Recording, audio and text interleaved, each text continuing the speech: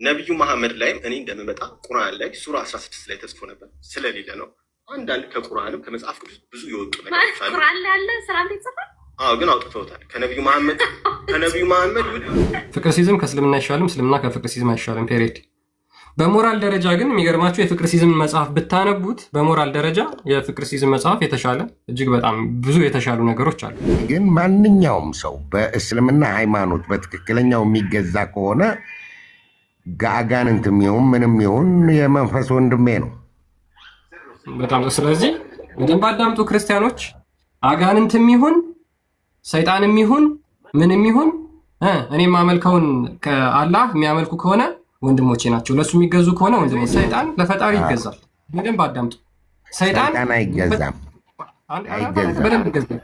ሰይጣን ኦኬ። ስለዚህ የእናንተ ሰይጣን ኢብሊስ የምትሉት ማለት ነው ከአላህ በላይ ያመፀ ነው ማለት ነው። ለአላህ የማይገዛ ነው። ለአላህ የማይታዘዝ ነው። አላህ ሰይጣንን እንደፈለገ ማድረግ አይችልም ማለት ነው። ፈጣሪ አይኮንነኝም፣ አያጸድቀኝም።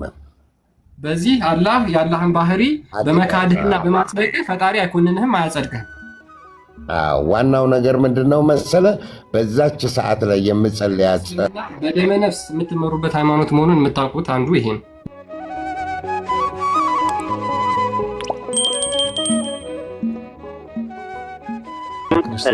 ክርስቲያን ኔት ነህ?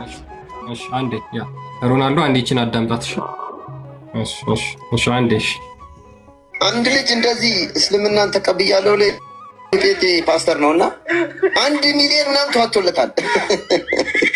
1 ሚሊዮን የሚገርማችሁ በሁለተኛው ቀን ነው ምናምን በቃ ኢየሱስ ማታ በህልሜ መጥቶ ምናምን እንደገና ሚሊዮን ነው ክርስቲያን ሮናልዶ ይንገር። ሮናልዶ ስንት ሚሊዮን የሰማው?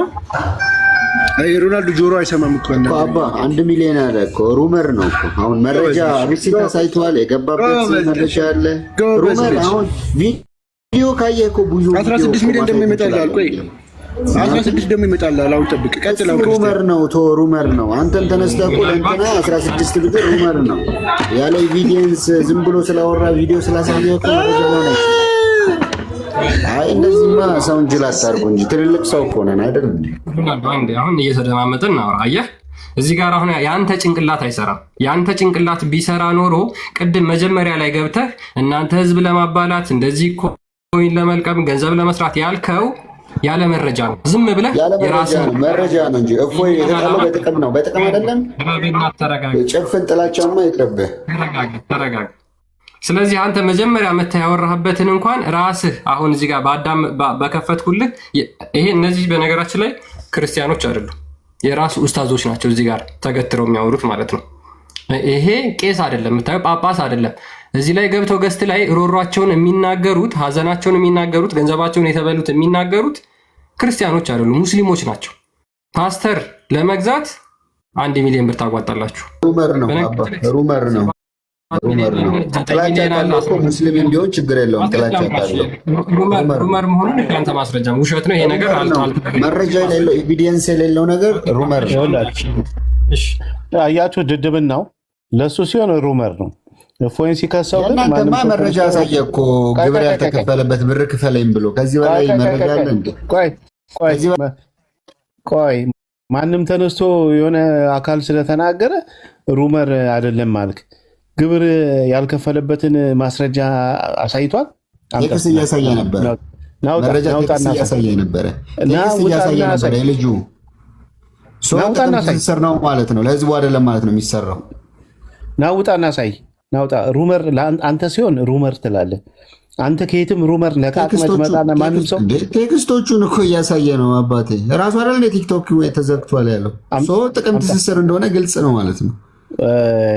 ክርስቲያን ወርዶ ይሄ የትልቅ ቀላል ምንም የሚያወራው ነው አይቶ እሱን ፖለቲክ ጭንቅላቴ ቢስ ነው ወርዶ ወደዛ ሩመር ከየትም ሩመር እየለቃቀመ ይመጣና አፉን ይከፍታል። ለሱ ግን የራሱ ኡስታዞች እኮ ይሄን ገንዘብ አሁን ይሄ ገንዘብ እኮ አገኘ የተባለው እኮ አዚ ሴም ታይም እኮ ያንተም ወንድም አግኝቶታል። ውይይቱ ላይ ማለት ነው። በውይይቱ አለ የተገኘው ከሁሱ ጋር ሲወያይ እና ሂድና ሁሱን እስኪ ስንት ብር ነው ያገኘው ብለው ስክሪንሻት አምጣልን መጀመሪያ። ከዛ በኋላ ብናወራ ይችላል። ቀጥሎ ወደ ቶፒካችሁ ተውት። ይሄን ያ እንደዚህ አይነት ሀፍ ጭንቅላት የሆኑ ኢዴቶች ናቸው እንግዲህ ከዛ በኋላ ይመጡና እኝኝ ይላሉ። የራሳቸው ኡስታዞች በነገራችን ላይ አንድ አይደለም እጅግ በጣም በርካታ የቪዲዮ ማስረጃዎች አሉ። ኡስታዞች የተናገሩት ራሱ ማለት ነው። የፕሮቴስታንት ፓስተሮችን በስንት ሚሊዮን ብር እየገዙ አሰለምን ብለው እንደሚናገሩ ማለት ነው። አሁን እንኳን በቅርብ የት ነው ደቡብ ክልል ላይ አንድ ቄስ አሰለምን ብለው ተናግረዋል አይደለ? ቄስ አሰለምን ብለው የተናገሩት በነገራችን ላይ ሰውየው አሰለም ካለው ሰውዬ ተይዞ አሁን ምርመራ ላይ ናቸው ያሉት።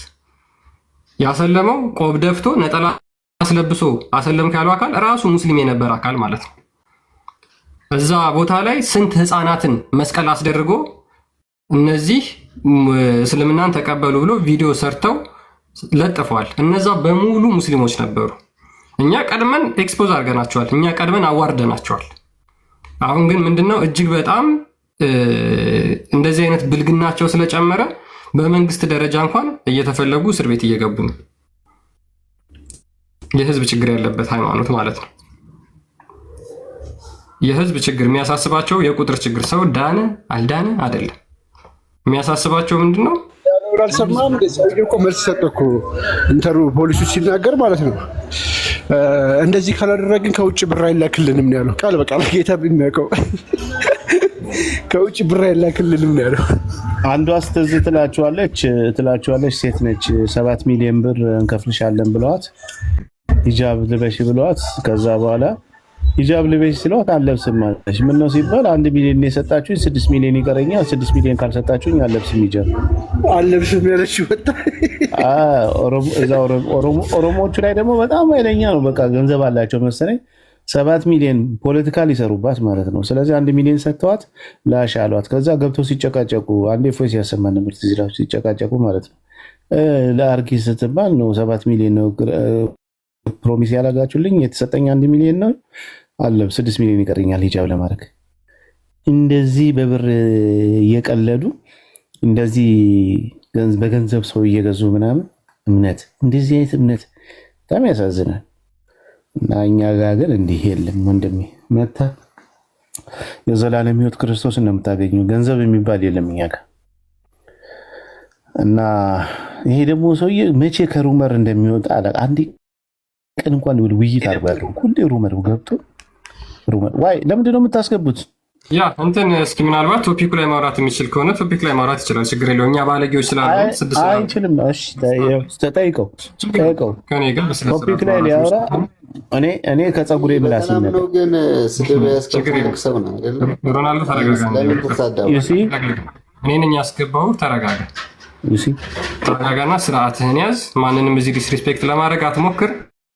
አለበለዚያ ወደ ካባው አሁን ወደ ካባት በደረብ ቤታችሁ ተሰዳደሩ። ይሄ ሰውዬ ከለቅሶና ከሩመር ውጭ ምንም የለውም። ጥያቄ እንጠይቀውና እስልምና የነቢያት ሃይማኖት ነው ብለህ ታምናለህ ሮናልዶ?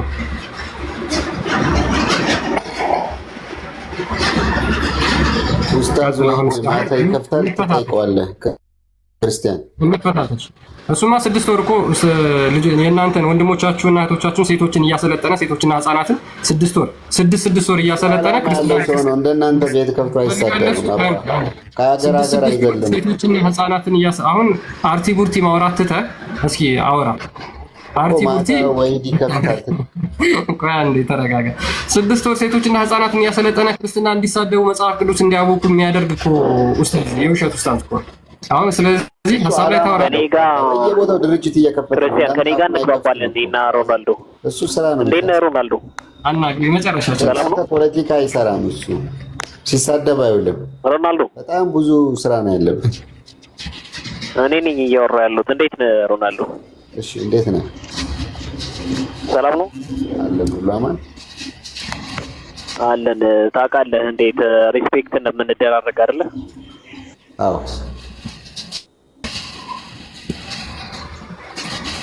ምናልባት አንተ የምትከተለው እስልምና ከመሐመድ በፊት ነበር እንዴ? አዎ መሐመድ ዘላስ ሜሴንጀር ነው አይደለም? ትላላችሁ እናንተ። ኦኬ እሺ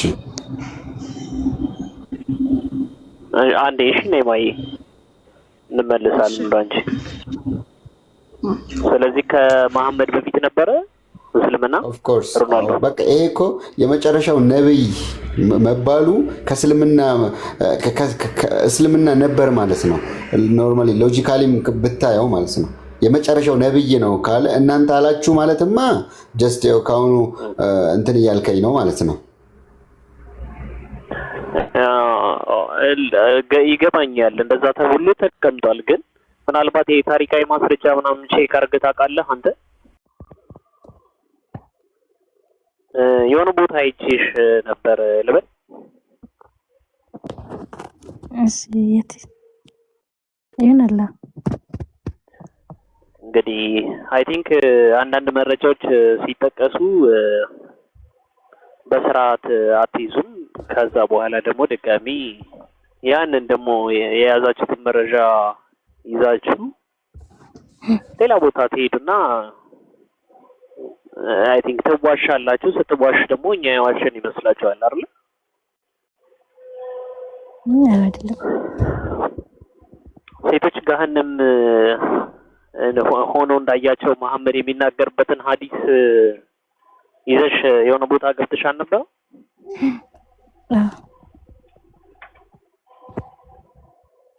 ምን ነበር እንደዛ የሚለውን ሐዲስ እኛ ምን ብለን ስንናገር ሰምተሽናል? ነው እናንተ ሳይሆን ቲክቶክ ላይ አገኘውና በእነሱ ነውና ቁርአን ላይ ሲያነብ አይቼ ከዛ እንትን ክርስቲያኑን ሙስሊም የሆነ ጓደኛ ነበረኝ ማለት ነው። ከዛ በቴሌግራም ምናምን እናወራ ነበር፣ ቪዲዮዎች ምናምን ስልክለት ለኔ አትላኪልኝ ይሄ ገብተሽ ጠይቂው አለኝ። እኔ በምን ላይ ምን እንደሚገኝ አላውቅም፣ ዝም ብለሽ ጠይቂ ችግር ይልመልስሻል አለኝ። ከዛ ገብቼ ጠይቀው ሲጀመር እንደዚህ የሚል የለም ምናምን አለኝ። እሺ በጣም ውሸታም ቤትና በጣም ቀጣፊ ቤት ነበር የገባሽው። አዎ ማለት የሚያወራቸው ነገሮች አንድ ባንድ አልረዳም፣ ጭራሽ አልሰማም ማለት ይቻላል። የሰማም አልነበር። አዎ መረጃውን እኔ ከስር እየጻፍኩልሽ ነበረ የተደረኩኝ። ከዛ በኋላ አስገብኝ እያልኩኝ ነበረ፣ ገዝትም ልኬ ነበር። ግን ሊያስተናግደኝ የቻለ አልነበረም እና መረጃውን ይዘሽ ነይ ምናምን ተብለሽ ነው መጨረሻ ላይ የተባረርሽው አይደል? አዎ ኦኬ። የተለያዩ ክፍሎች ላይ አሉ። ፎሎ አድርገሽን በተከታታይ ብዙ ነገር ተጠቀሚያለሽ። ያም የላከሽም ሰው አውቆ ነው ይሄን ነገር ማድረግ የሚፈልገው። እስኪና ወንድ ኮንክ እዚህ ቤት ገብተህ አውራ በይው፣ የኛን ቤት ሼር አድርጊው። እሺ እሱ እዛ ልኮሻል አይደል? ስለው አይፈልግም፣ ሰዓት የለኝም፣ ጊዜ የለኝም፣ ማስረጃ የለም ይለኛል።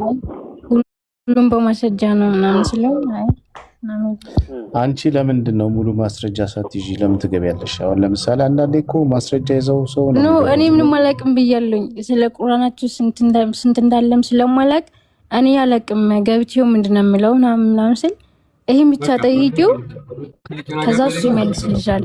አጭር ነገር ልንገርሽ፣ በቃ የምታውቂው ነገር ከሌለ አንድ ሰው እየዋሸሽና እውነት እየነገረሽ እንደሆነ የምታረጋግጪው አንቺ ያንን ነገር መጀመሪያ አውቀሽ ተዘጋጅተሽበት አረጋግጠሽ ስትሄጂ ነው። አለበለዚያ የነገረሽ ነገር እውነት ይሁን ውሸት ይሁን በምንም ማወቃችን። ስለዚህ መጀመሪያ እንደዚህ አይነት ቦታ ላይ ከመሄድ ምን ይቀድማል ማለት ነው? ማንበብ፣ ማወቅ፣ መረዳት ይቀድማል። እሺ እንደዚህ አይነት ነገር ያ በቃ ይሄንን አይምሮሽ ላይ ያዥ። ብዙ እንደዚህ የምታደርጉ ክርስቲያኖች ካላችሁ እናንተም ትምህርት ልትወስዱበት ይገባል።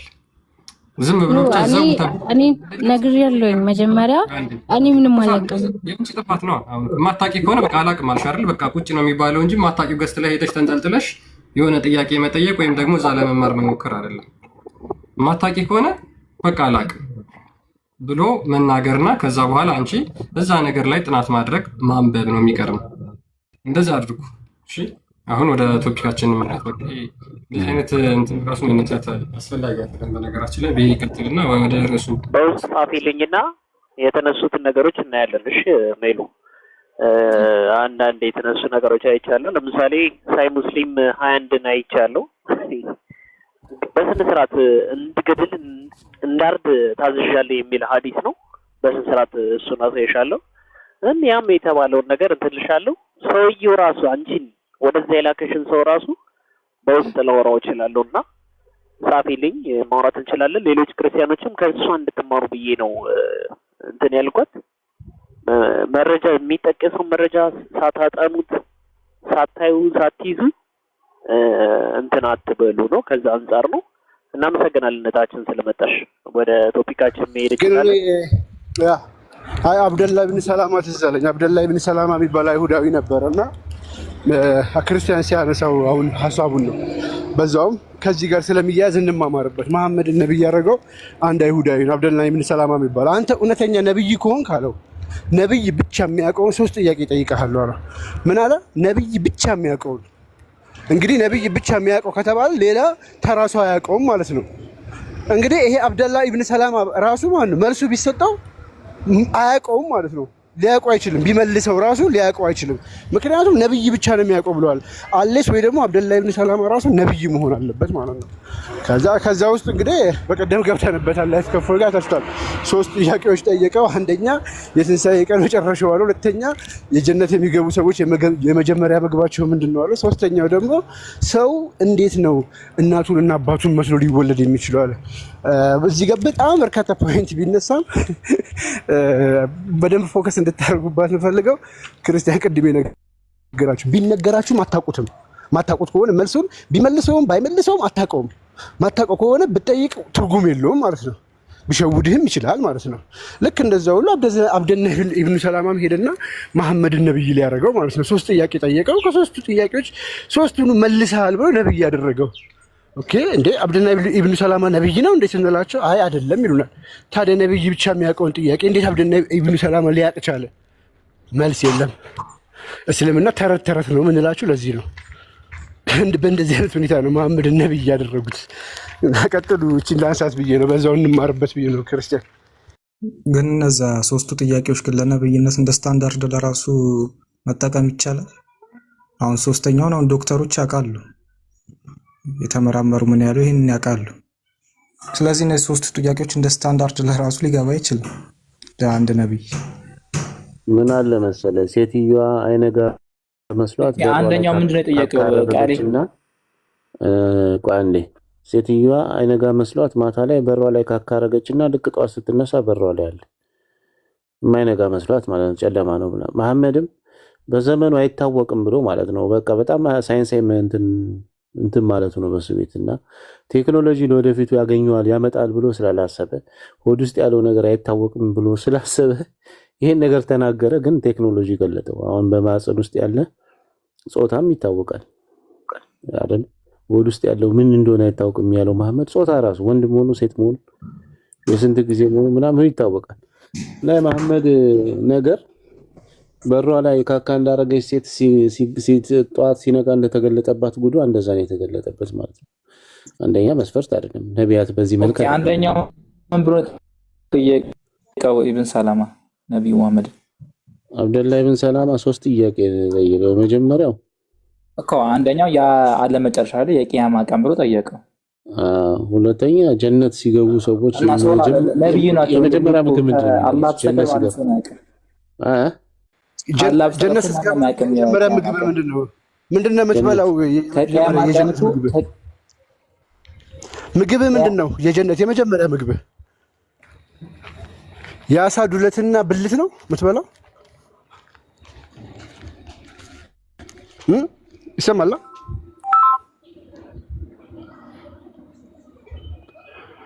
የበግ ጥብስ ይላሉ። የበግ ጥብስ ያበደ ነው። የአሳ ዱለትና ብልት ነው የሚበላው የመጀመሪያ ምግቡ። መሐመድ የመለሰው እሱ ነው። እሰማሃለሁ። አሁን መታል። የጀነት የመጀመሪያ ምግባችሁ ምንድን ነው? የበግ ጥብስ ያለ የለም። እሱን ተውና አሁን የቀጠፍከው ነገር አለ። የቂያማ ቀን ከአላህ በስተቀር ማንም አያውቅም። ማንተም ሳይሆን ካቡጪ ያችን ቀን የቂያማ ቀን አልተባለም። የቂያማ ቀን የመጨረሻ ቀን ነው ያለው። ምልክት ነው። የቂያማ ቀን መቅረቢያው ምልክትማ አለ። አዎ የተጠየቀው የቂያማ ቀን ምልክት ነው ሲባል እንግዲህ የምናምን ልጆች የእንትና ልጆች ቂጣቸው ላይ ባንዲራ ሲያውለበልቡም ብሏል መሐመድ። እሳት የምን ባንዲራ ምናምን ስትመጣ ጌ ማለት ነው። አዎ ጌ በዛራ ጌ ማለት ነው። ቅድም ደግሞ ምን ሰማው መሰለ ጌ ምናምን ስትል ተው። አሁን ማን ነው እንትና ይሄ ውሸታቸውን የሚያጋልጠው ልጅ እዚህ ኡስታዙ ማን ነበር ስሙ? አቡ አብደላ ምን እንዳለ ሰምታችኋል? ኦኬ ጌስ እስቲ አንድ ያሰዳኝ ቢኒ እንትና ተቀበለውም ገዛትና ተቀበለውም እኔ ሳላቅ ከዚህ በፊት አንድ ነገር ተሳስቼ የለም ብዬ ነበር አለ። ምን የሚባል ሲባል ነብያችን ጸጉሩን 4 ቦታ ይጎነጉን ነበር የሚል ሐዲስ ሲሉኝ ሰዎች እኮ ይሄ መልሳል እንሻን ኢየሱስ የለም ብዬ አረባካ እንደሽ ቆይ ላ የለም ብዬ ነበር። ሄጄ ሳይው ግን በብዙ ሐዲስ ክፍል ላይ ሙስናድ መሐመድ ላይ ነው እዛ ላይ ሁሉ እንዳለ ሌሎችም ላይ እንዳለ ሰዓት ጊዜ መጥቼ ይቅርታ ጠይቄ አዎ ብያለሁ። ነብያችን ጸጉራቸውን 4 ቦታ ይጎነጉኑ ነበር አለ። አንተ ነብይ እንደ ሴት 4 ቦታ ጸጉሩን ይጎነጉን ነበር እንዴ? እንደዛ ብሎ ተናገረ። ለማንኛውም እሺ ወደ ነገረኛሽ ከንፈለ ከሰማው እንዴት አይዋላን ከንፈለ ሰማው ጥያቄ ትፈራላችሁ። ወደ ቶፒኩ ስንመለስ ቆይ ጥያቄ ትፈራላችሁ። መምህር ናችሁ። አሁን እዚህ ግን ጥያቄ ትፈራላችሁ። ለምርት ታያላችሁ። አትንጫጫ። ወደ ቶፒኩ ስንመለስ ጥያቄ ጨራሽ ያያችሁ ማይሆን እያያችሁት ነው። ወሃብያ ችግሩ መምህር ናቸው አለ። ማንም መምህር ነኝ ያለ አለ እዚህ ውስጥ አንድ ሰው መምህር ነኝ ብሎ የተናገራል። አሁን እንደነበር ነው የምታዩት። አሁን ዲያቆን መምህር ነኝ ያለ አለ ወይ? እዚህ ውስጥ ዲያቆን አለ። እዚህ ውስጥ ዲያቆን አለ። ዲያቆን ነኝ ያለ አለ። እኔ ዲያቆን ነኝ ብያለሁ። ክርስቲያን ዲያቆን ነኝ ብሎሃል። ማሂር ዲያቆን ነኝ ብሎሃል። ብሎሃል። መምህር አይደላችሁ አይደለንም። እኛ መምህር ነን ብለናል። መምህር ነን ብለናል። እኛ እንደናንተ እኮ ተነስተን እኮ ኡስታዝ ምን ይባላል አይደለም። እናንተ ቲክቶክ ላይ የወጣ ምንም ኡስታዝ ማድረጋችሁ ነው። ወይ ዲያቆን እኔ ዲያቆን የለም ውስጥ ቆይ እኔ ዲያቆን ማለት ምን ማለት ነው? የቤት አገልጋይ ነኝ እንዛን ማቆን እና አገልጋይ እና መምህር አንድ ነው። ኦኬ አታውቁም ስለ ዲያቆን ጥያቄ መቀበል አገልጋይ እኔ ቆይ እሺ ዲያቆን ነኝ ብለህ ዲያቆን እና መምህር አንድ ነው? ኦኬ ዲያቆን ጥያቄ መመለስ አይችልም ነው የኔ ጥያቄ። አትፍሩ ነው ያልኩት ነው። ሌላ ምን ማለት አላልኩም። መምህር ምናምን እያልክ አትረብሻ። አንደኛ ያላል ነው አትክተፍ። እሺ ቆይ አሁን አንተ አሁን በሽር ሙስሊም ነህ አይደል ወንድሜ? አልሐምዱሊላህ። እስልምና ከመሐመድ በፊት ነበር ብለህ ነው የምታምነው አንተ? አዎ ነበረ ብዬ ነው ማምነው። ከቁርአን ደግሞ ትናንትና ጠይቆኛል። ከቁርአን አንጣርሰው ከቁርአን አንፈልግም። ከቁርአን አትጥቀስ ትላላችሁ። ስለዚህ በአራተኛው መቶ ክፍለ ዘመን ነበረ እስልምና ማለት ነው አይደል? እንኳን በአራተኛው በአንደኛው ነበረ ያልኩ ነው እኔ።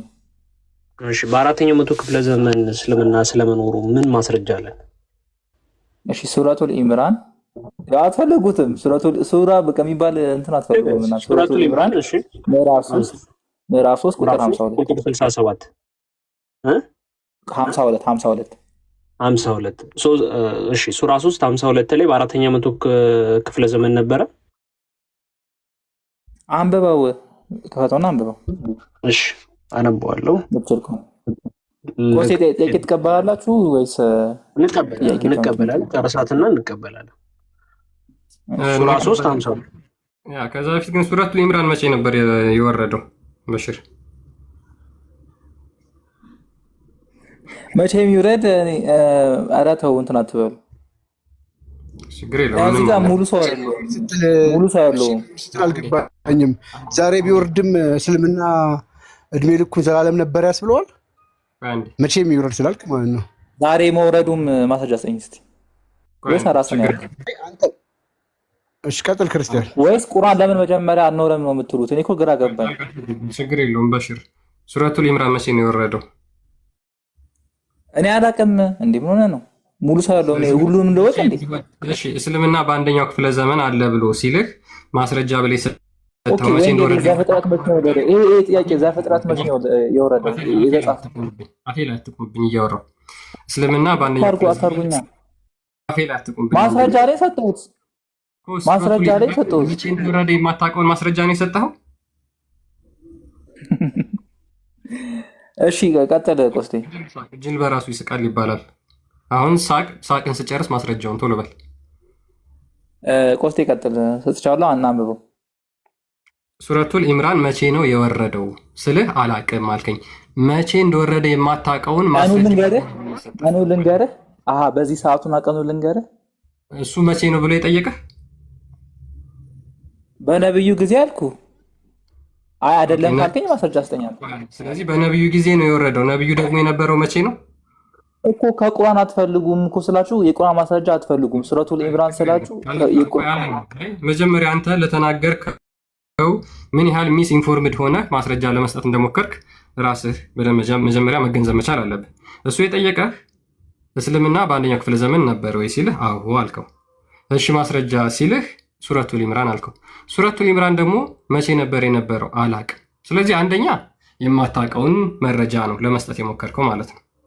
ሁለተኛ ሱረቱል ኢምራን የወረደው በሙሐመድ ጊዜ በነቢዩ ጊዜ ነው አልከኝ። አሁን ነቢዩ የነበረው መቼ ነው?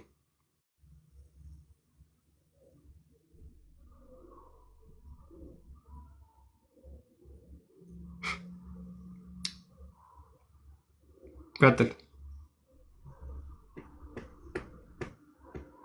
ምን ያህል ዲሲቭ እንደሚያደርጓችሁ ማለት ለማድረግ እንደሚሞክሩ አያችሁ። ግን አሁን እዚህ ጋር ምንም የማያውቅ ቢኖር በጣም ለማታለልና ለማጥበርበር ይችል ነበር። አይ ነው እኛ በየዋህነት ነው ዝም ብለን ስናዳምጠ የነበር ነው። ግን ለማያውቃቸው ሰዎች እንዴት ለማታለል እንደሚሞክሩ ከዚህ መረዳት ትችላላችሁ። ከዚህ ኡስታዝ ያውን የቲክቶክ የዋህዮች አንደኛው ክፍለ ዘመን አይደለም ክርስቲያን መሐመድ በ39 ዓመቱ እያለ በ40 ዓመቱ ነው ነብዩ ነው። በ39 ዓመቱ ሱረቱል ኢምራን ነበረ ወይ ደግሞ ቁርአን የሚባለው አስተምሮ ነበረ? የእስልምና ሐሳቡ ራሱ ነበረ? ትምህርቱ ነበረ? መሐመድ 39 ዓመቱ እያለ ምክንያቱም ልክ 39 ዓመቱ 40ኛ ዓመቱ ላይ ነው ከዛ በኋላ ነው የመጣው። በ39 ዓመቱ ራሱ ካለ እኔ ይቀበላለሁ በግሌ። አንደኛው ክፍለ ዘመን በጣም አራቋችሁባቸውና ቀረብ ይበልላቸው ትንሽ አይመስላችሁ? ምን ትላላችሁ? ፈቃደኛ ከሆናችሁ ፈቃደኞች ነን። ለምሳሌ በሽር አለ አሁን ካለ እስኪ ተመለስና ጥያቄ እንደው እስኪ የአምላክ ባህሪ ላይ ልጠይቅህ። የእስልምና እናንተ ባህሪ ላይ አላህ ብላችሁ የምታመልኩት አካል ከሙሐመድ በፊት መኖሩ ከሙሐመድ ከመወለዱ 10 ዓመት 5 ዓመት 1 ዓመት ቀደም ብሎ መኖሩን የምታምኑት ለምሳሌ ይቅርታ ስል ገብቶብኝ በሽር በጣም ችግር ተረድተናል። ትሰማለህ። ለምሳሌ አላህ ከሌሊቱ 1/3 ክፍል ሲቀርብ ወደ ቅርቢቱ ሰማይ ይወርዳል ብሎ ያስተማረ አንድ ነብይ አለ?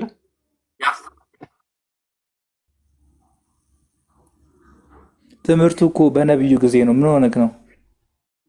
እሺ አላህስ መውረድ የጀመረው መቼ ነው? ትምህርቱ የመጣው በነብዩ ጊዜ ነው። መውረድ የጀመረውስ ምን አልከኝ? አላህ መውረድ የጀመረው መቼ ነው? እኔ እንጃ እሱን አላውቅም። ሙሉ እውቀት እንትን ልል አልችልም። በጣም ጥሩ። እሺ የመቃብር ቅጣት አለ። ሙስሊሞች ከሞታችሁ በኋላ መቃብር ውስጥ ከገባችሁ በኋላ መላኢካዎች ይመጡና ይጠይቋችኋል። ከዛ በኋላ እንደሰራችሁት ጥሩ ስራ ከሰራችሁ መቃብራችሁ ይሰፋል። መጥፎ ስራ ከሰራችሁ ደግሞ አላቅምም መልስ ነው ያለ አላቅምም መልስ ነው። ጥያቄ ግን ተቀበሉኛላችሁ። ችግር የለም። አንድ አላቅም አልከኝ። ሁለተኛ እንቀጥል። ስለዚህ የመጀመሪያው ስለማታውቀው እንተውና ሁለተኛውን የመቃብር ቅጣት አለ ብሎ ያስተማረ አንድ ነብይ አለ ከሙሐመድ ውጪ?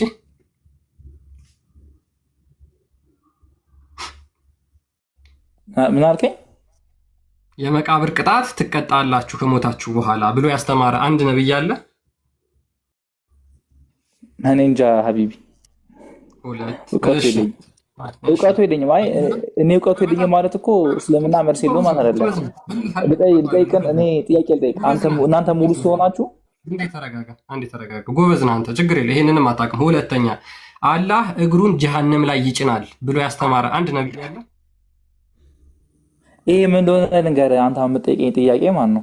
ምን እንደሆነ ነገር እንደዛ ብሎ የሰበከ ነብይ እንደዛ ብሎ ያስተማረ የሰበከ ነብይ አለ ወይ? እኔ አላውቅም እንዴ። ምንም ብዙ እውቀቱ የለኝም አልኩ። ውስጥ አታውቅም። ሁራ ላይን የሚባሉ አንዴ ሁራ ላይን የሚባሉ ገነት ስትሄዱ ክርስቲያን ፖለቲካ እየሰራ ባልሆነ እኔ በፍጹም ለምን ፖለቲካ እየሰራለሁ? እዚህ እያስተማርኩ ነው። እኛ ያለን ታስተምሩት ወንድ ከሆንክ ከውስታቶች ጋር አውራ አሉ እና አነስ ኢብራሂም ምናምን አላውቅም ያልኩ አንተ ትሻላለህ በሽር ከውስታቶች። እሺ አንዴ ችግር የለውም። አንዴ ሁራ ላይን የሚባሉ ገነት ስትሄዱ ወሲብ የምታደርጓቸው ሴቶች አሉ ብሎ ከመሐመድ ውጭ ያስተማረ አንድ ነብይ አለ? እንደዚህ ነው የምትቀጥለው? አላቅም እያልኩ እኔ እንደዚህ ለመቀጠል ነው የምትፈልገው? የምትራክ ከሆነ የምትከተለው የመሐመድ የአንድ ግለሰብ ተረት ተረት እንጂ የነቢያት አስተምሮ አይደለም። ስለዚህ ከጨለማ ወደ ብርሃን አስመጣ። ጥያቄ አንድ ተቀበለኝ። ስለዚህ የምትከተለው አካል አምላክ ከጨለማ ወደ ብርሃን አንተ እስኪ ጥራኝ እስኪ ጥያቄ ካለ ቆይ ችግር የለውም ትቀጥላለህ። ቀን ሙሉ ጥያቄ ጠይቁ እየተባለ ክርስቲያኖች ቤት ይከፈታል። እኔ አጋጥሞኝ አያውቅም። ክርስቲያን ባለፈው ጠይቃለህ ብለኝ ትዝ ይለኛል። እዚህ ቤት እስልምና ነው የሚፈተሸው። ቀኑ ሙሉ ሙስሊሞች ጥያቄ ያላችሁ ግቡ። እርግጠኛ ነኝ አሁን በቃ ምንም ተበልተሃል እኮ አለቀ። ጨርሰሃል። በሽር እኔ አላውቅም ጨርሰሃል። መጀመሪያ ለመሸወድ ሞከርክ። አካሄዳችሁን ደግሞ እኛ በደንብ እናውቀዋለን። ምንድን ነው የሸወድኩት? ንገረኝ ላስተካክለው። ምንድን ነው የሸወድኩት? አንዴ ፖለቲካ ተሰራ። ምንድን ነው የሸወድኩት? እስልምና ከመሐመድ በፊት አለ ብለህ ለመዋሸትና ለማጭበርበር ሞከርክ። ከዛ በኋላ አራት ጥያቄ ጠየቁ። አራቱንም ጥያቄ ከመሐመድ ውጪ ማስረጃውን ሰጠው እኮ ማስረጃውን ሰጠው። አንብበው እስኪ። አንዴ ተረጋጋ። አሁን ሚዩት አድርግ በእናትህ። እኔ የመሐመድን ተረት ተረት አይደለም የምፈልገው። መሐመድ አብደላ የተባለ ግለሰብ አረብ ውስጥ የተወለደ ግለሰብ በጣዖት አምልኮ የነበረ ግለሰብ የይዞት የመጣውን ተረት ተረት ሳይሆን እውነተኞቹ የፈጣሪ ነቢያት ያስተማሩትን ትምህርት ነው የጠየቁ የነበረው። እነዛ ነቢያቶች ደግሞ የነቢያት ትምህርት አንድ ሃይማኖት የሚመዘነው በነቢያት ትምህርት ነው፣ በሐዋርያት ትምህርት ነው። እስልምና ደግሞ የነቢያትና የሐዋርያት ትምህርት ነው ወይ የሚለውን የሚመዘነው በአስተምሮ ነው። አንተ ደግሞ በአስተምሮ የምትከተላቸውን እስካሁን ጠየቁ፣ አንዱንም አታውቅም። ከመሐመድ ውጭ ያስተማር አንድ ነብይ የለም ማለት ነው ያንን። ስለዚህ እኔ አላቅም ማለት የለም ማለት ነው። እኔ እኮ አንድ ዱርዬ ነኝ ፓፓ። እኔ ምንም ማውቀው ነገር የለም። ሄድና ስለዚህ አሁን ዱርዬነትህን በማንበብ የምትከተለው የአንድ ግለሰብ ፖለቲካ ትስራብኛ። ፖለቲካ ትስራ። እኔ አላቅም ማለት እኮ ፖለቲካ ነው የምታወራው። ምን እናንተ የምትሰሩትን ምንድን ነው የሚባለው? አቅም እያልኩ ዳግመ ጠቂት ትጠቀኛለህ። እኔ አሁን እስቲ ከብርሃን ከጨለማ ወደ ብርሃን ጥራኝ እስቲ። እሺ አለማወቅህ እንደዚህ ካወቅ ታዲያ ህይወት ለማይፈጥህ ነገር ለምን ትጨነቃለህ?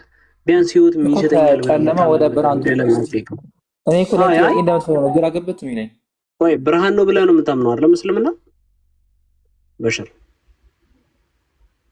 እስልምና በሽር ብርሃን ብሎ ያምናል። አንድም ነገር አላውቅም ነው ያለው። እንግዲህ ክርስቲያን ይኸውላችሁ ተመልከቱ፣ አራት ጥያቄ ጠየቀው፣ ከአራቱም ዜሮ ምንም ማውቀው ነገር የለም ነው ያለው። ብርሃን የሆነለትን እስልምና ግን ሄዶ አይጠይቅም። ጨለማ ነው ብሎ ገና እየተማርኩ ነው ገና ለማወቅ እየጣርኩ ነው። ገባህ? በማታውቀው ነገር ነው የነብያት እምነት ነው የምትለን። ነብያት ይስበኩት አይስበኩት ሳታውቅ ግን እስልምና የነብያት ሃይማኖት ነው ብለህ ሳታውቅ የነብያት ሃይማኖት ግን አታውቅም። እንደዛ ብዬ ነው ማምነው ግን አታውቅም። ታምናለህ ግን አታውቅም ማለት ነው። አይዞህ እኮ ይለያያል። ኦፍ ኮርስ ይለያያል። እኛም እኮ እያልን ያለ ነው እስልምና ያሳምናል፣ ታምንበታለህ እንጂ አታሳምንበትም። አንድ ጊዜ ለዛ ነው ትምህርት ቤት ስትማሩ ከታች ክፍል ጀምራችሁ፣ ኧረ ተረጋጋ እባክህ። ከታች ክፍል ጀምራችሁ ትምህርት ቤት ስትማሩ እስልምና በመሐመድ ነው የጀመረው ተብላችሁ ትማራላችሁ። ስትመጡ ግን መስጊድ ደግሞ ስትገቡ እስልምና ከአደም ጀምሮ ነበር ስትባል እንዴ አንድ ዲቤት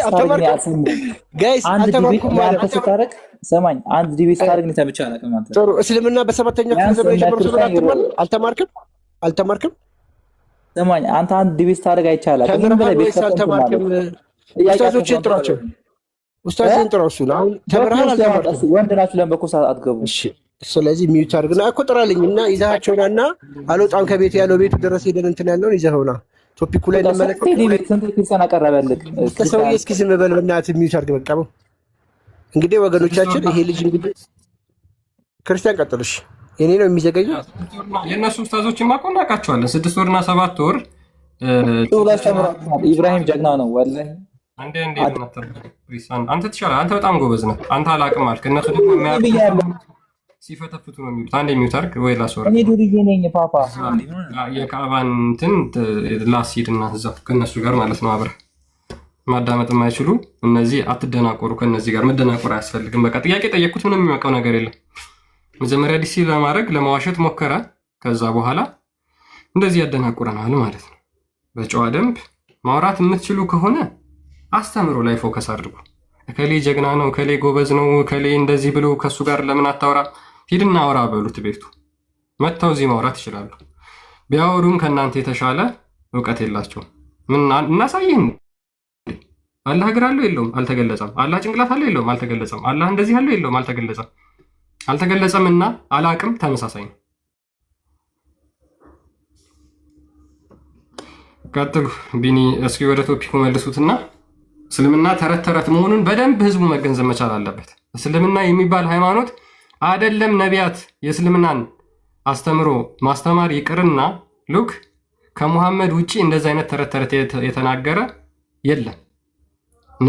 ነቢይ ተብሎ እውነተኛ ነቢይ ተብሎ እንደዚህ አይነት ተረት ተረት የተናገረ በፍጹም የለም። አስቀድመው ነቢያቶችና ሐዋርያቶች ተልከዋል። እነዛ በሙሉ ከመጡ ካስተማሩ በኋላ ሙሐመድ ደግሞ የራሱን ድርሰት ይዞ መጣ። ላሳያችሁ እንደ አንድ ነገር። ቆይ እንደውም እስኪ እኛ እኮ በጣም ነው የምታሳዝኑን ሙስሊሞች የምር። ኦኬ እዚህ ፍቅር ሲዝም በስንት ጣዕሙ እኮ ከእስልምና ይሄ ፍቅር ሲዝም ሃይማኖት ነው፣ መጽሐፍ ነው። ምን እንደሚል ታውቃላችሁ?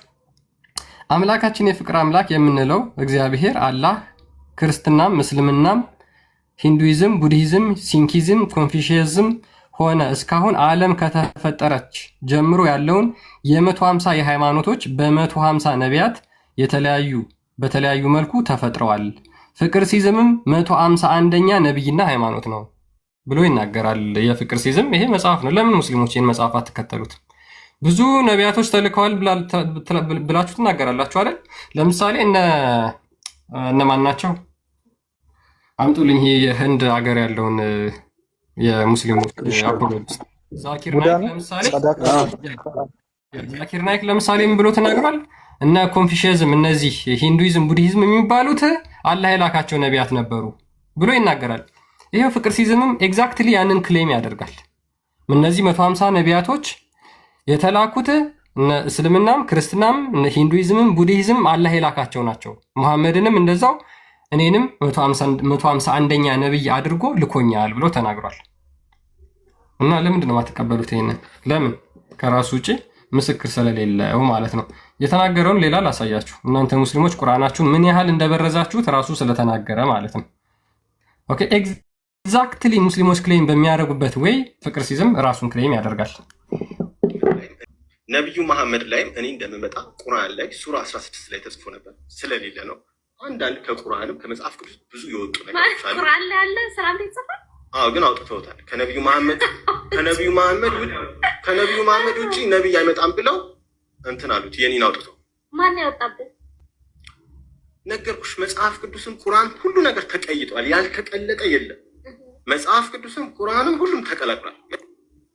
በቃ ይሄ ነው። ይሄ የፍቅር ሲዝም እምነት ነው። ኤግዛክትሊ ሙስሊሞች ክሌም እንደሚያደርጉት ከዛሬ 1400 ዓመት በፊት ሙስሊሞች ሙሐመድ ክሌም የሚያደርገውን ክሌም ዛሬ ፍቅር ሲዝም ያደርገዋል። ስለምን አትከተሉም? እሱና ታዲያ ሙስሊሞች ነቃ ብላችሁ የፍቅር አምላክ የሚለውን መከተል ትችላላችሁ ማለት ነው። ሙሐመድ ይዞት በመጣበት መንገድ መሰረት ምንም አይለያይም የሁለቱ ማለት ነው። እኛ ሁለቱም ሰይጣናዊ ናቸው ብለን እናምናለን። ፍቅር ሲዝምም የተናገረው ሰውን የሚያጭበረብርበት ለማታለል የሚሞክርበት መንገድ ይሁን ሙሐመድ ከዛሬ 1400 ዓመት በፊት ይዞት የመጣው አስተምሮ ሰዎችን ያጭበረበረበት መንገድ ሁሉም ሰይጣናዊ ነው። ኦኬ ከትክክለኛው ከእውነተኛው አምላክ የተላከላቸውን መልእክት አይደለም የተናገሩት የሚል እንደ ክርስትና እኛ ቦልድሊ እንናገራለን። ምክንያቱም የክርስትና መሰረቱ ምንድነው? የሐዋርያትና የነቢያት ትምህርት ስለሆነ ማለት ነው። ነቢያት ስለ ክርስቶስ በትጋት ትንቢት ተናገሩ። ያንን ትንቢት ደግሞ ተፈጻሚነት ሆኖ በሐዋርያት ዘመን እነሱ ተናገሩ፣ አስተማሩ ማለት ነው። የአንድ ግለሰብ ተረት ተረት ነው ሁለቱም የሚከተሉት። ፍቅር ሲዝም ከእስልምና አይሻልም፣ እስልምና ከፍቅር ሲዝም አይሻልም። ፔሬድ። በሞራል ደረጃ ግን የሚገርማቸው የፍቅር ሲዝም መጽሐፍ ብታነቡት በሞራል ደረጃ የፍቅር ሲዝም መጽሐፍ የተሻለ እጅግ በጣም ብዙ የተሻሉ ነገሮች አሉት። ኦኬ እንደዚህ ውስጡ እንደዚህ ሰብካል ምናምን የሚባሉት ነገሮች ብታነቧቸው ከእስልምና የሚሻሉ ብዙ ነገሮች አሉት። ግን ምንድነው የሚሻል ስለሆነ ወይም ደግሞ ጥሩ ንግግሮች ስላሉበት ነው አይደለም። አንድ ሃይማኖት እውነተኛ መሆኑ የሚረጋገጠው በምንድን ነው? ያ መጽሐፍ እውነትን እውነት ሐሰትን ሐሰት ብሎ መናገር የሚችል እስከሆነ ድረስ ብቻ ነው። ኦኬ ያንን ነገር ፎከስ ልታደርጉና ልታውቁ ይገባል ሙስሊሞች። መሐመድን ተቀበላቸው። ኦኬ ማሚሽ መሐመድ ነው። ሰላም ብያለሁ። መሐመድ ሰላም ነው። ሰላም ነው አለው። እሺ ምናልባት እስልምና የሃይማኖት የነቢያት እምነት ነው ብለህ ታምናለህ አንተ? እኔም ማምነው ነቢያቶች ጠቅላላ ራሳቸውን ለፈጣሪ ማስገዛታቸው ነው። እሱን እኛም እናምናለን። ነገር ግን ራሳቸውን ያስገዙት እነዛ ነቢያት ዛሬ ሙሐመድ እስልምና ማለት ነው። ትርጉሙ እሱ ነው። ትርጉሙን እንዴት እንቀይረው? አሁን ጭንቀት የሆነብኝ እሱ ነው። ለምሳሌ እኛም ራሳችንን ለፈጣሪ እናስገዛለን። ሙስሊም እንባላለን እንዴ? ማንኛውም ቆየ ጠየቀኝ እኮ ለምትገዛለት ፈጣሪ አንተ ሙስሊም ነህ። በደንብ እንዲገባ ክሊር ላድርግልህ። የትኛውም አካል ለሚያመልከው አምላክ ራሱን ያስገዛል። ሰይጣን የሚያመልኩ አካላትም ለሰይጣን ራሳቸውን ያስገዛሉ። ሙስሊሞች ይባላሉ እነሱ። ለሰይጣን ሙስሊሞች ናቸው። ራሳቸውን ለሰይጣን ሰጥተዋል ይባላል። በጣም ጥሩ። ስለዚህ የሰይጣን አምላኪዎችን ሙስሊሞች ይባላሉ፣ ክርስቲያኖች ግን አይባሉም። እሺ ሰይጣን የሚያመልኩ አካላት ሙስሊሞች ዋናው ነገር ለነቢያቶች አምላክ ራስን መስጠት ነው። እሱ ነው ሙስሊም የሚያስብለው። ሙስሊም ሰይጣን የሚያመልኩ አካላትም ሙስሊም ይባላሉ። እኛ ሰይጣን የሚያመልኩ አካላት ሰይጣኖች እንጂ ክርስቲያኖች አሉ። አንተ ለምሳሌ በኢየሱስ ክርስቶስ ጌታነት ታምናለህ፣ ለሱ ራስህን አሳልፈህ ሰጥተሃል። አንተ ለሱ ሙስሊም ነህ። አይ እኔ ከሰይጣን እኩል ሙስሊም መባል አልፈልግም። አመሰግናለሁ። ሰይጣን ሙስሊም ከተባለ ሰይጣን በተማለበት መንገድ እኔም መባል አልፈልግም። ስለዚህ ይቅርብኝ። እግዚአብሔር ይስጥልኝ። አመሰግናለሁ። ትርጉሙ ምን እንበለው? ምን እናድርገው? እስላም የሚለውን ትርጓሜውን ወዴት እንጣለው? ለአንተ ይኸውልህ ራሱን ለድንጋይም ራሱን ካስገዛ፣ ለሰይጣንም ራሱን ካስገዛ፣ ለዛፍም ራሱን ካስገዛ ሙስሊም የሚባል ከሆነ አንተ የምታመልከው አምላክ ባህሪው ላይ እናወራለን ማለት ነው። አሁን እነዛ ቀድሞ የተላኩት እውነተኛ የፈጣሪ ነቢያት የተላኩት ሙሐመድ የሰበከውን አላህ ነው የሰበኩት ብለህ ታምናለህ? አዎ በጣም ነው የማምነው። እሺ ለምሳሌ ሙሐመድ ምክንያቱም ነብዩ መሐመድ ብሎ ያምናል። ቆያሽ እንደማመጥ አይደለ? በኋላ አታዳምጥም ምናምን ብለህ ታወርደኛለህ። ችግሩ እሱ ነው። ነቢያቶች ጠቅላላ እኮ ለፈጣሪ እጃቸውን ሰጥተዋል። ነቢዩ መሐመድም ደግሞ በነዛ ነቢያቶች ያላመነ ከኔ አይደለም እኔ ያመጣሁት ውስጥ አይደለም ብለዋል። እንግዲህ እንዴት እናደርግ? አንክዳቸው። አሁን ነቢዩ መሐመድንም ዋሸህ እንደዚህ በማለት አንለው። ኦኬ በጣም ጥሩ፣ ችግር የለውም። አሁን ስለዚህ ሙሐመድ እነዛን ነቢያቶች የመኑባቸው ያለው አስተምሯቸውን ስለሚያውቅ ነው፣ ወይም ደግሞ እነሱ ያስተማሩት አስተምሮና ሙሐመድ ይዞት የመጣው አስተምሮ ተመሳሳይ ነው ማለት ነው። አዎ ምክንያቱም ነቢዩ መሐመድ ከራሱ የሆነ አዲስ ፈጣሪ፣ አዲስ ህግ፣ አዲስ ታሪክ ይዞ አልመጣም። በእነሱ የነበረውን ነገር ነው ያጸደቀልን። ፐርፌክት። እሺ አሁን አንድ ጥያቄ ብቻ ጠይቃለሁ። እሱም ከነቢያት አስተምሮ አንጻር ትነግረኛለህ። አጋንንት ወንድሞቻችን ናቸው ብሎ ያስተማረ ከሙሐመድ ውጭ አንድ ነቢይ አለ? እኛ እሱ ላይ ነቢይ መኖሩን አንፈልግም። እኔ ግን ማንኛውም ሰው በእስልምና ሃይማኖት በትክክለኛው የሚገዛ ከሆነ አጋንንትም ይሁን ምንም ይሁን የመንፈስ ወንድሜ ነው። በጣም ስለዚህ በደንብ አዳምጡ ክርስቲያኖች። አጋንንትም ይሁን ሰይጣንም ይሁን ምንም ይሁን እኔ የማመልከውን ከአላህ የሚያመልኩ ከሆነ ወንድሞቼ ናቸው። ለሱ የሚገዙ ከሆነ ወንድሞቼ ናቸው። ባይዘው ሰይጣን ለፈጣሪ ይገዛል። በደንብ አዳምጡ። ሰይጣን አይገዛም። በደንብ ይገዛል ሰይጣን። ኦኬ፣ ስለዚህ የእናንተ ሰይጣን ኢብሊስ የምትሉት ማለት ነው ከአላህ በላይ ያመፀ ነው ማለት ነው። ለአላህ የማይገዛ ነው። ለአላህ የማይታዘዝ ነው። አላህ ሰይጣንን እንደፈለገ ማድረግ አይችልም ማለት ነው። አንዴ ስለዚህ እነዚህ አካላት ለአላህ የሚገዙ ከሆነ እነሱ ምንድን ናቸው ማለት ነው? ሙስሊሞች ናቸው ብሎ ተናገረ። ለምሳሌ አልኩ አጋንንት ወንድሞች ናቸው አንተ ማለት ነው አይደል? አጋንንት ለፈጣሪ ለአላህ ሱብሓነሁ ወተዓላ የሚገዙ ከሆነ ወንድሞቼ ናቸው። ሰይጣን ግን ባህሪ እኮ ነው። ኢብሊስ ደግሞ የስልጣን ስም ነው እንጂ ሁሉም ጋኔል ናቸው። ስለዚህ ሰይጣን በቃ መጥፎ ባህሪ ስለሆነ ሰይጣን አመነ አንልም። ሰይጣን ነው በቃ። ግን ጋኔሎች በአላህ ካመነ የፈጣሪ ምህረትን የሚለምን ከሆነ ለምን ወንድሜ አይሆንም? ምን አለበት? እንደኔው ፍጡር አይደለ እንዴ? እሱ ራሱ ፈጣሪ የፈጠረው አይደለ እንዴ? ስለዚህ አጋንንቶች ከመሐመድ በፊት የነበሩት ሙስሊሞች ነበሩ። እዚህ ጋር መረጃ ትጠይቀኝና ሁሉም አጋንንቶች በእኛ እስልምና ሃይማኖት ክርስቲያንም አለ፣ አይሁድም አለ፣ ሌሎችም አለ ብለን ምንድን ነው የምትለው ማሚ? አጋንንት ብሎ ክርስቲያን የለም። ክርስቲያን ማለት የክርስቶስ ተከታይ በክርስቶስ የሚያምን ማለት ነው። ለአንተ እምነት ነው፣ ለእኔ እምነት ግን አለ። ኧረ እዛው ያዝ እንዴ! የምን እኔ ከአጋንንት ጋር እኛ በወንድሞች መካከል አንገባም። እዛው ራስን ቻልና አጋንንቶች ናቸው የኔ ወንድም ብለህ ተናገር። እኔ አጋንንት ልጠይቅ ሰው እያወራ ተረጋጋ። እዛው ራስን ችለህ አውራ ማሜ። ይቅርታ እኛ በእናንተ መካከል መግባት አንፈልግም። ችግር የለውም። አሁን ዞሮ ክርስቲያኖች እስቲ ጠይቅልኝ። በጣም አሪፍ ፖይንት ነው ያነሳው። አጋንንቶች ከመሐመድ በፊት የሰለሙ አሉ ወይም ሙስሊም የነበሩ አሉ? እሱም በደንብ ጠይቅልኝ። አንተ ምንም አልተሳሳትክም። የተናገርከው ላይ ትክክል ነህ። እኛ የመጨረሻዎች ነን። ትክክል ነው። ከኛ በፊት ሙስሊሞች ነበሩ። ስለዚህ ነቢያቶች እስላም የሚባል ነገር አይደሉም ማለት ነው። አዳምጥ። እኔ እኮ ልብ ብዬ አዳመጥኩ። ገባህ? ልብ ብዬ አዳመጥኩ። እኛ የመጨረሻዎች ነን። ትክክል ነው። ከኛ በፊት ሙስሊሞች ነበሩ ማለት ነው። የመጨረሻዎቹ ነን ሲል ከኛ በፊት ነበሩ ማለት ነው። ይሄ አንድ ነው። በቂያማ ቀን ነው። እኛ በምንኛ ነው እንደዛ? አማርኛው ይኸው ያነበብከው እንደሱ ነው። ከዚህ አማርኛው ካልተለወጠ በስተቀር ትክክል። እኔ መጨረሻ ነኝ ስመጣ አሁን ለምሳሌ እንዲህ ብዬ ከተናገርኩኝ ከእኛ ቤት ውስጥ እኔ የመጨረሻ ነኝ ካልኩኝ ወንድማችን እንደገና የተርጉመው።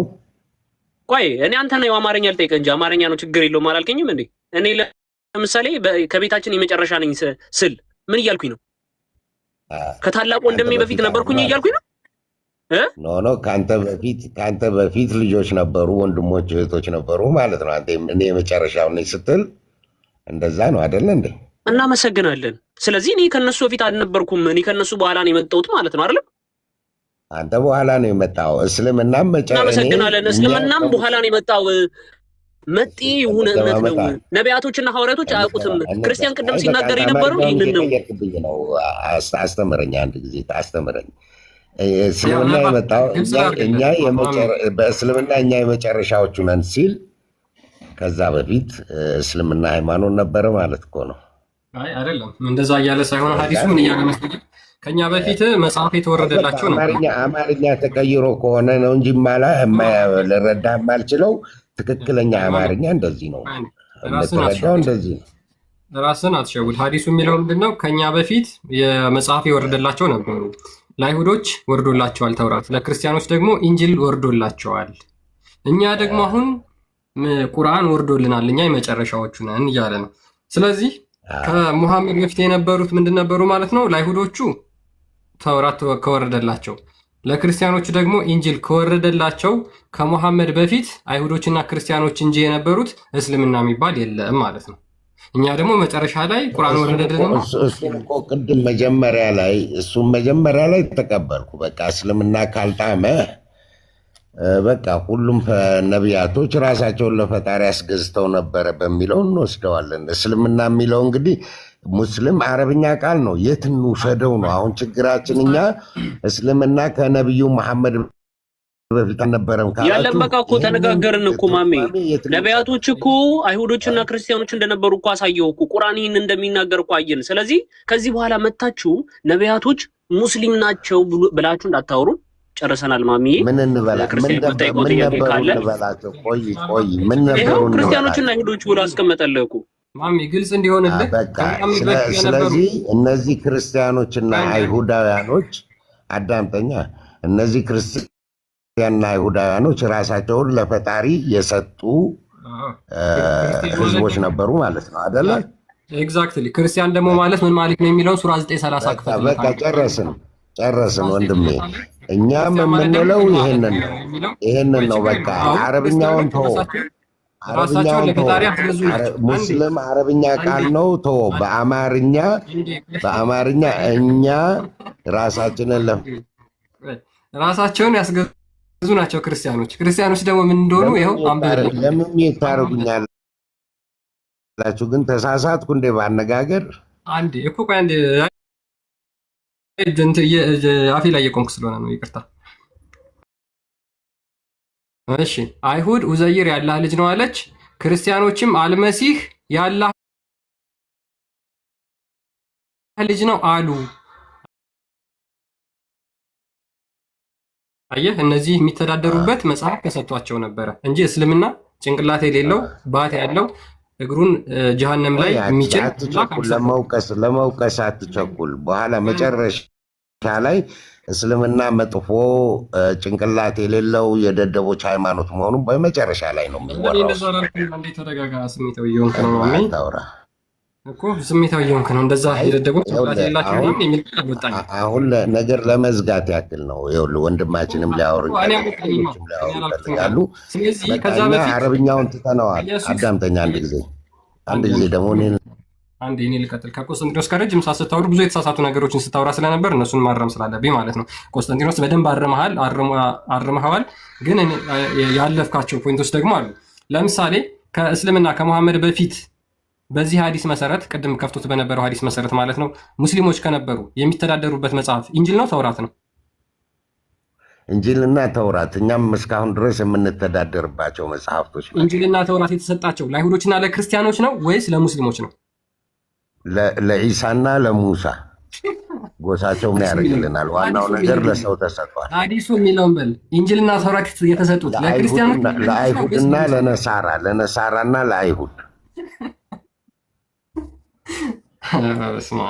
አያችሁ እንዴት አይነት አጣብቂኝ ውስጥ እንደምትገቡ። አሁን እኮ ለምንድን ነው የተስማማንበት ልንስማማን የሚገባው ከማሜ ሀሳብ ጋር? እኛ ምንለው አለ እኮ ምን አለ? እኛ ምንለው ክርስቲያኖችና አይሁዶች ራሳቸውን ለፈጣሪ የሚያስገዙ ናቸው ብለን ነው የምናምነው። ግን ክርስቲያኖችና አይሁዶች ነበሩ አለን። አሁንም እኛ ለፈጣሪያችን ራሳችን እናስገዛ የለም። ከዛ አንጻር እኛ ሙስሊም እንባላለና እኔ አሁን እሺ ሙስሊም ነኝ ተቀበሉ። ስለዚህ ነቢያቶች አዳምጠኝ። አረብኛውን እንተወው። እስላም አረብኛ እኮ ራሴን አስገዛ ነበር። በቃ እሱን ተወውና በአማርኛው እንሂድ። ቀደምት ነቢያቶች በሙሉ ራሳቸውን ለፈጣሪ ያስገዙ ነበረ። አሁንም እኛ ደግሞ ራሳችንን እናስገዛለን አይደል? ቆይ እመጣልሃለሁ። ተከታዮቻቸውም እንደዛው ራሳቸውን ለፈጣሪ የሰጡና ለሱ የሚገዙ ነበሩ። እቀበላለሁ። አዎ እኛም መጣንና ራሳችንን ለፈጣሪ ሰጠን፣ ለሱ ተገዛን። በአማርኛው ይሄ ግን አሁን እዚህ ጋር እኔ እናንተ ፖይንታችን ምንድነው? እኔ እናንተ ፖይንታችን ምንድነው መሰለ? በጣም ወሳኙ ነገር ምንድነው? ክርስቲያንም ሲናገር የነበረው በጣም ደስ የሚለው መሐመድ ያስተማረው ያመጣው ትምህርት ነቢያትም ማያውቁት ሐዋርያትም የማያውቁት ነው ፖይንታችን እንጂ ምን ለምሳሌ አንድ ነገር ንገረኝ። ዘርዘርለታ ክርስቲያን ይኸው እስካሁን አንድ ነገር ንገረኝ። በመንፈሳዊ ነገር ላይ ያ ችግር የለውም። በጣም ደስ እያለን እንዘረዝርልሃለን ማሜ። እሺ ምናልባት አላህ ባቱን ይገልጣል ብሎ ያስተማረ ነብይ አለ በቂያማ ቀን ባቱን ይገልጣል ብሎ ያስተማራል። ይሄ መንፈሳዊ ነገር አይደለም፣ እውቀታዊ ትምህርት ነው። ለጠቅላላ እውቀት መንፈሳዊ ነገር ንገረኝ። ምን ማለት ነው? ባቱን ይገልጣል ማለት ነው። አዳምጠኛ። ለምን ትረብሻለህ? አንተ በመሀል ትረብሻለህ። እሱ ይናገር ትልና አንተ ትገባለህ። ቆይ እኛ የምንፈልገው ምንድን ነው? እኛ በህይወታችን እዚህ በህይወት ምድር ላይ ያለን ከፈጣሪ ጋር ያለን ግንኙነትን ምንድን ነው? ነቢያቶች ያስተማሩት ከነቢዩ መሐመድ የተለየው ምንድን ነው? በጣም ጥሩ። እሺ አንድ ነቢይ ከአባ መቶ የተሽከረከረ አንድ ነቢይ እንስጠኝ እስኪ። ይሄ እንትን የሃይማኖት መስፈርት ነው። እሱ ተሽከርክረውታል። መረጃ በቀላሉ ላወጣልህ አልችልም። ግን ነቢያቶች ጠቅላላ አንድ አምላክን ተገዙ፣ ከጣዖት አምልኮት ተወገዱ ብለው ነው የመከሩት። ራሳችሁን ለፈጣሪ ስጡ ነው ያሉት። ለምሳሌ ሙሴ ወታደሮቹ ተከታዮቹን ይዞ ሲሄድ የፈርዖን ወታደሮች ሲያባሩት ከፊት ለፊቱ ባህር ሲያጋጥመው ከኋላ የፈርዖን ወታደር ሲሆን ምንድን ነው ያለው? ሁሉም ምን አሉ? በቃ አለቀልን፣ አሁን ማምለጫ የለንም፣ ፈርዖን ይጨርሰናል ሲሉ እሱ ምንድን ነው ያላቸው? በፈጣሪ ተማመኑ፣ ራሳችሁን ለፈጣሪ ስጡ፣ በሱ ተመኩ ነው ያላቸው። አደለ? የትኛው ፈጣሪ? ባቱን የሚገልጥ ነው ወይስ የማይገልጥ ነው? የሙሴ ለራቶ ባቱን ለሚፈጥረው ሳይሆን ለፈጠረው ጌታ። እዛ አንተ ለምን ባትና ምናምን ላይ ትሄዳለህ? ለፈጠረው ጌታ ራሳችሁን ስጡ አለ። አደለ? አሁን ተረጋጋ። ራሳቸውን የሚሰጡት ጭንቅላት ያለው ፈጣሪ ነው ወይስ ጭንቅላት የሌለው ነው?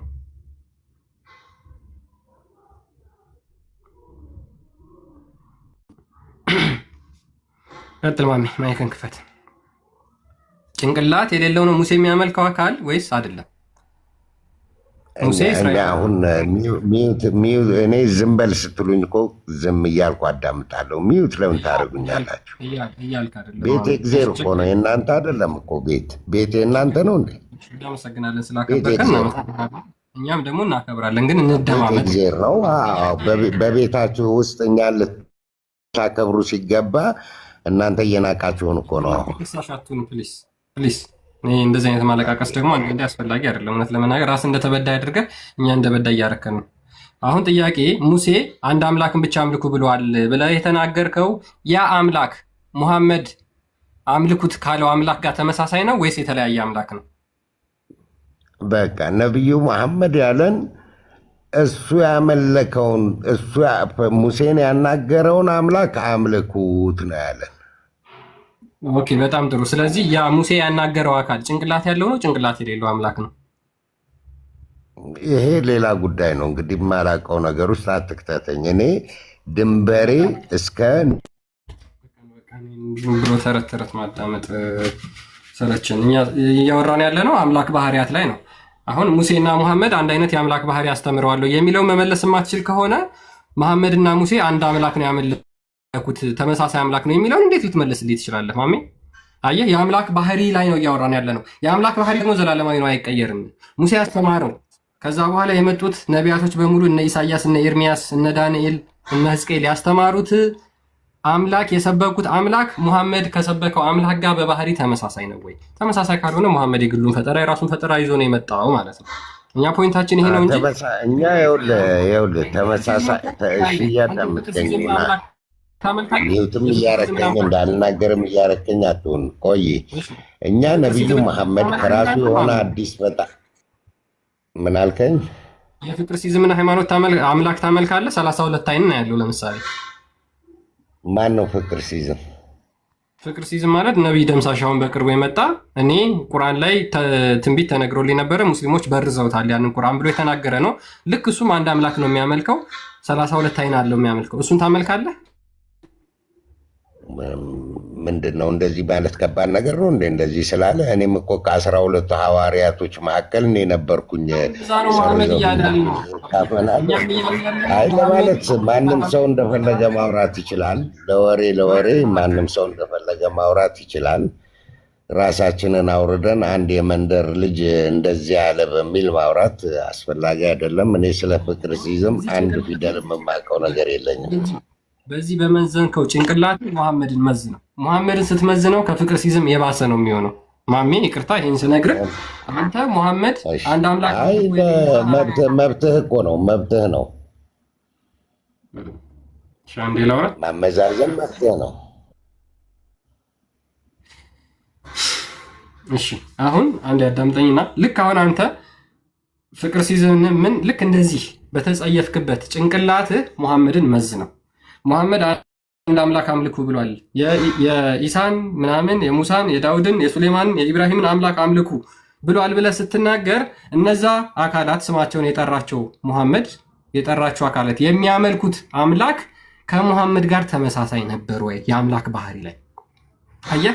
ለምሳሌ አሁን አንተ ለምሳሌ ፍቅርሲዝም አላህ 32 አይን አለው ብሎ ያምናል አይደለ? አላህ 32 አይን አለው ብሎ ያምናል። አንተ አታምንም። ስለዚህ ያንተና የፍቅርሲዝም አላህ የተለያየ ነው ማለት ነው። ያንተና የፍቅርሲዝም አምላክ የተለያየ ነው። ደሴም ሙሐመድ ይዞት የመጣው አላህና እነ ሙሴ ያስተማሩት ፈጣሪ ሌላ ነው። በባህሪ አይገናኙም። ባህሪያቸው ምንድን ነው? የነሱ የእኛ አምላክ ደግሞ ባህሪው ምንድን ነው? ባህሪው ቅርጹን ሳይሆን ባህሪውን ንገረኝ።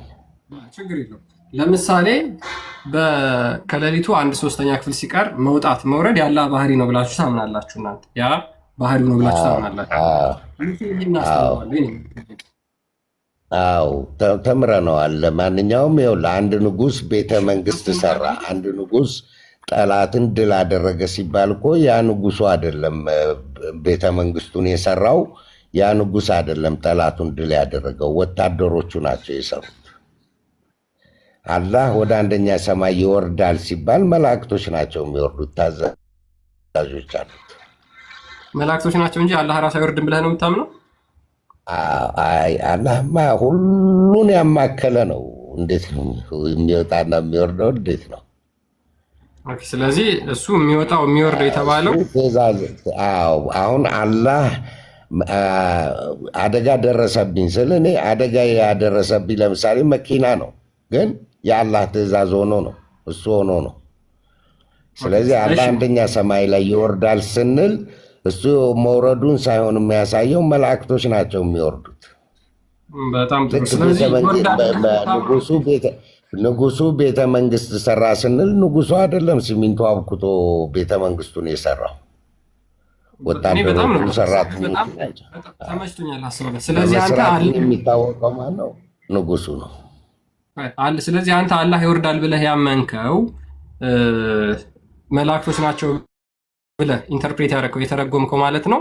አላህ ራሱ አይደለም መላእክቶቹ ናቸው ብለህ ነው አይደለ እየነገርከኝ ያለህ? የእሱ ትእዛዝ በሚፈጸም ጊዜ እሱ እንዳደረገው ነው የሚቆጠረው። ይሄ የታወቀ ነገር ነው። በሰው ልጅም በምድራዊም በሰማያዊም ኑሮ ላይ የታወቀ ነገር ነው። ስለዚህ የአንተ አምላክ አይወጣም አይወርድም ማለት ነው። እሱ ሁሉን ያማከለ ነው። እንዴት ምን ያወጣዋል፣ ምን ያወርደዋል፣ ምን እንትን ይለዋል? ይሄ ለማንኛውም ግን አመሰግናለሁ። ሳልናገር ያለፉትን ነገር ብትፈቅድልኝ እና ብናገር ደስ ይለኛል። እሺ አላህ ይወጣል ይወርዳል፣ ራሱ አላህ ነው የሚወርደው የሚወጣው ብለው የሚያምኑትስ ሙስሊሞች ናቸው? ከአንተ አምላክ ጋር ተመሳሳይ አምላክ ነው የምታመልኩት?